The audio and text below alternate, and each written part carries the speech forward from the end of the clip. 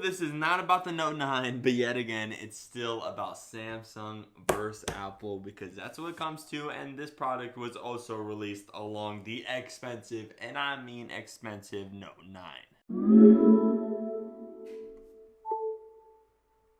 Samsung kind of released 4 products a couple days ago. First of all, the Galaxy Note 9. If you haven't heard about it, it costs $1,000, 128GB, 6.4-inch OLED display. I don't need to talk about it any further. Samsung also released a newly updated LTE version of the Galaxy Watch and the little sneak peek at the upcoming Galaxy Home. Don't get me started about that. And a 4th product that Samsung unveiled and later released the next upcoming day was the wireless charger duo. But the funny thing is that I noticed, and probably other people noticed watching this unveiled live stream, the Samsung Unpacked event live at the Barkey Center, Samsung never mentioned a price for any product they released. We have no idea what price the Galaxy Home is, but the rumor is right now $300. And we didn't find out that the Note 9 cost $1,250 until after the whole entire live stream, and we had to check online. And furthermore, when Samsung unveiled the wireless charger duo and gave it to free to people who came home from the event, they had no idea what the price was, but now we do. And can wait for it, this thing costs $120, and this makes me scared for the AirPower. And as soon as the wireless charger duo was released, everyone was probably thinking, of course, including me, this is just a clear blanket copy of the Apple AirPower. But the Apple AirPower, which was announced almost 11 months ago, still isn't here. But what even is the wireless charger duo? Well, the wireless charger duo is just one single wireless charger, but the capability of charging 2 Qi wireless standard technologies, such as you could charge 2 Note 9, you could charge an iPhone X and then Note 9, you could also charge a Note 9 and a Galaxy Watch. But just for 2 wireless chargers costs $120, which doesn't really make that much sense to me since it's not that any special technology inside the wireless charger duo. It's just a combination of 2 wireless chargers, and if you want to get 2 separate wireless chargers on Amazon, that only costs $40, but the wireless charger duo costs $120.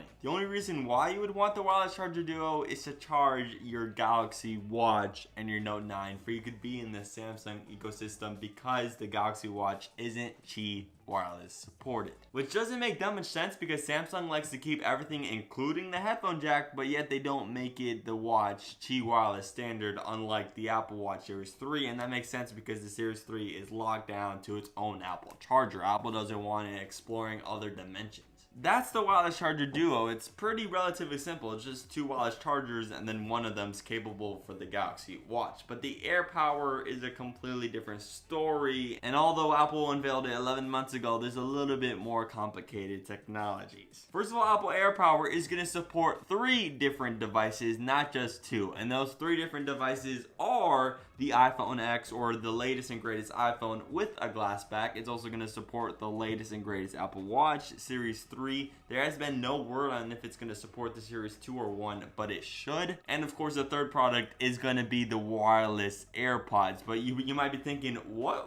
I didn't know AirPods could charge wirelessly. Well, that's because the wireless charging case isn't even unveiled yet. So when Apple unveils the AirPower, they're going to have to unleash the wireless charging case, which is going to be an extra $70 on whatever the AirPower is going to cost. So that AirPower combination on that whole charging set is going to be a lot of money, probably around $200 just for the AirPower. That's my guess right now.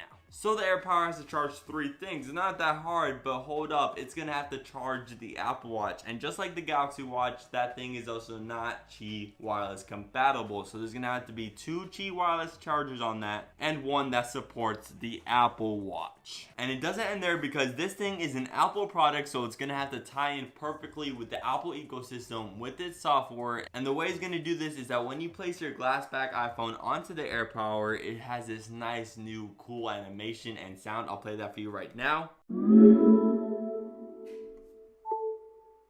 That sound and animation sounds so good. And with that animation, it probably means that the AirPower is going to have its own chip. Kind of like that HomePod has its own A8 chip, the AirPower might have something just similar, so it could actually interact with the device that is standing on it. So all those things should make the AirPower around $200, but that's just crazy. It's gonna cost more than the AirPods itself. The question is, who would get AirPower over AirPods? Well, the people who'd get both are the hardcore Apple ecosystem fans. The AirPower should, and I mean should, come on Apple, where is AirPower? It should be announced and unveiled later in early October, and mid-September is going to be the keynote where they announce it. Hopefully Apple comes out with the AirPower. We've been waiting over 11 months for this product. Although the rumors for the AirPower right now are sounding like it's going to be very, very expensive, you could be sure that it's going to be that tie-in to the Apple ecosystem. I'll love your opinion about the AirPower in the comment section below. When do you think it's even going to come out? Thank you to all my subscribers for watching this video, and I'll see you in the next one.